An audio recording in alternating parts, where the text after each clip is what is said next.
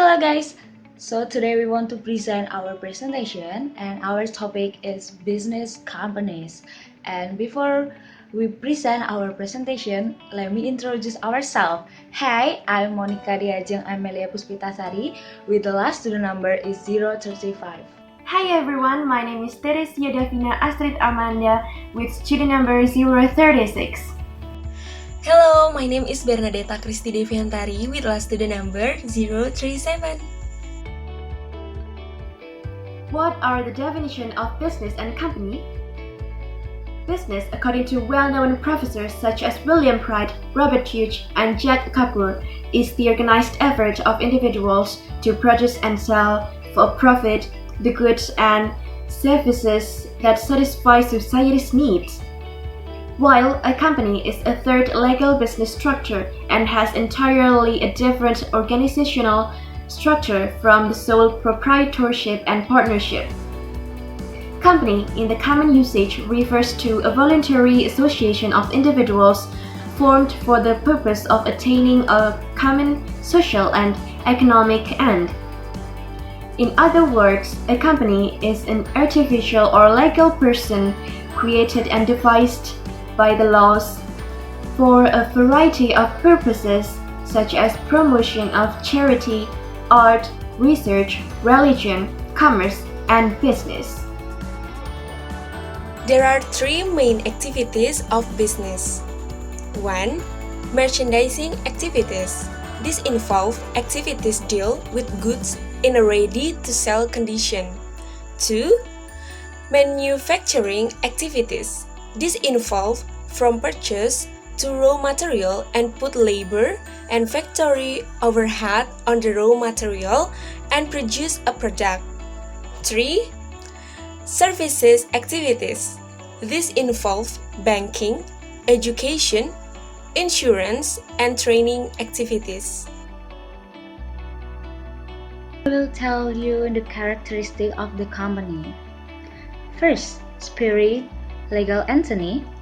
A company is a spirit legal entity from its member who can hold, purchase, and sell properties and enter into contracts in its own name. The board in turn selects by the manager. Second is limited liability. The liability of the shareholders of a company is limited to the nominal value of the shares held by them. In the event, the maximum loss of a shareholder is equal to the nominal value of the shares held by him or her.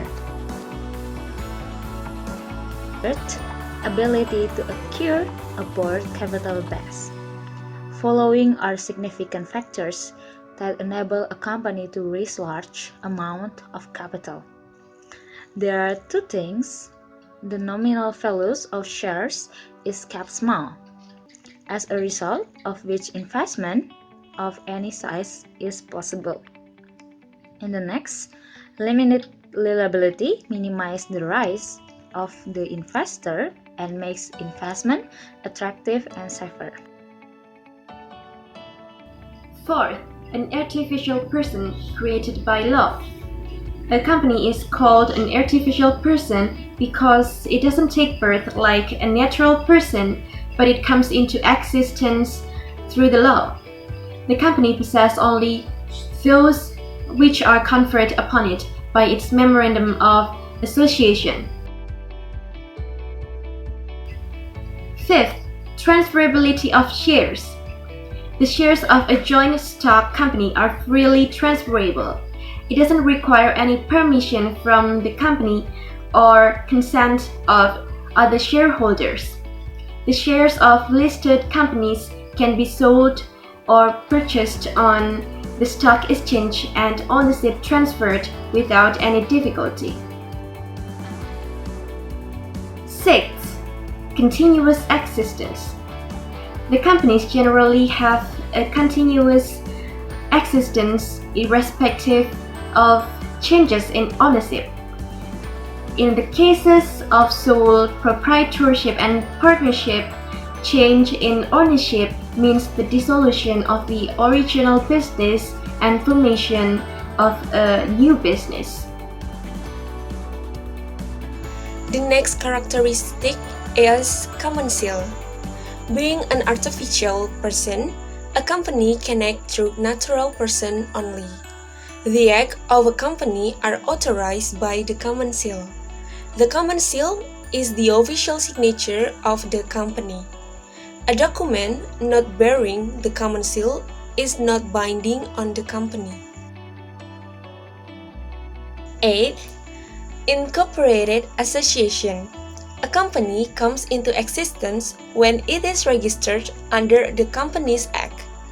A company has to fulfill requirements in terms of documents, shareholders, directors, and share capital to be deemed as a legal association.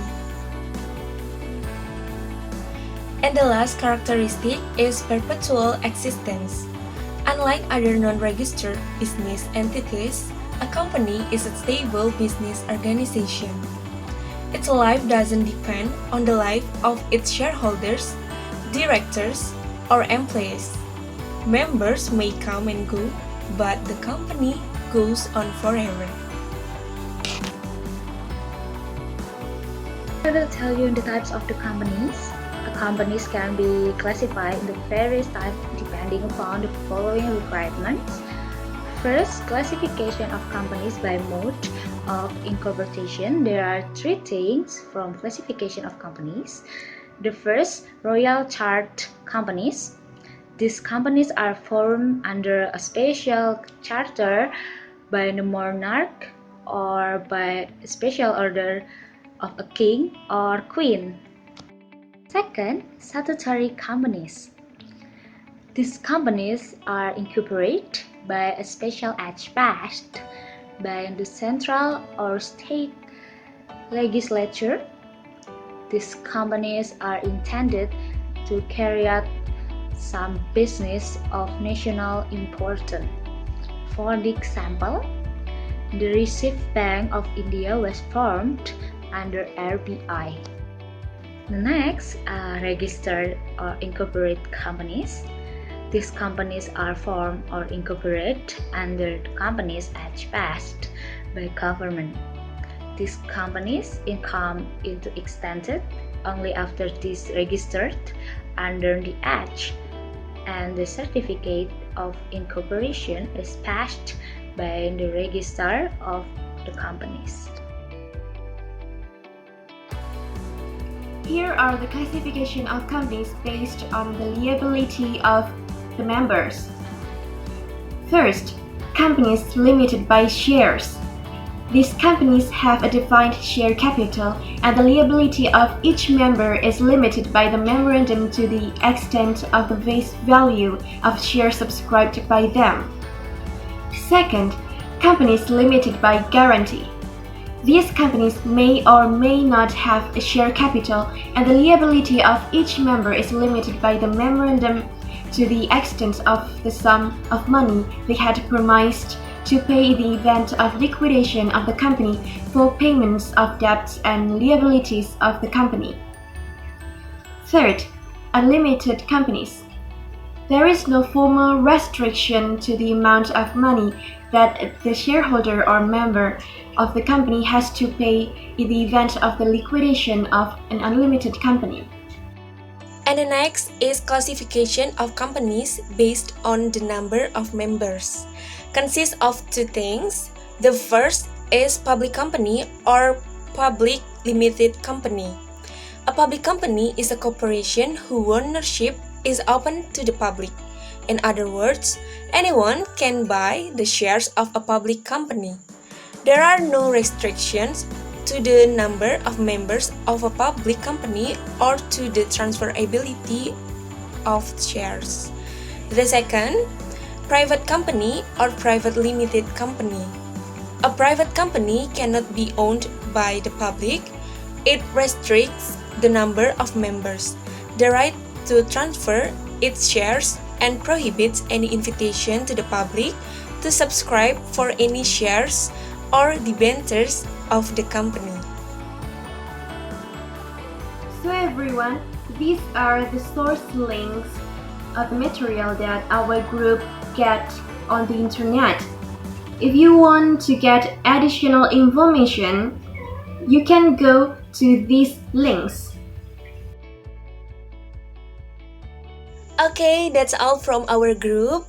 Thank you for your attention, and we hope that you guys got some information from this video's presentation. Don't forget to like, comment, and subscribe. Goodbye, have a nice day.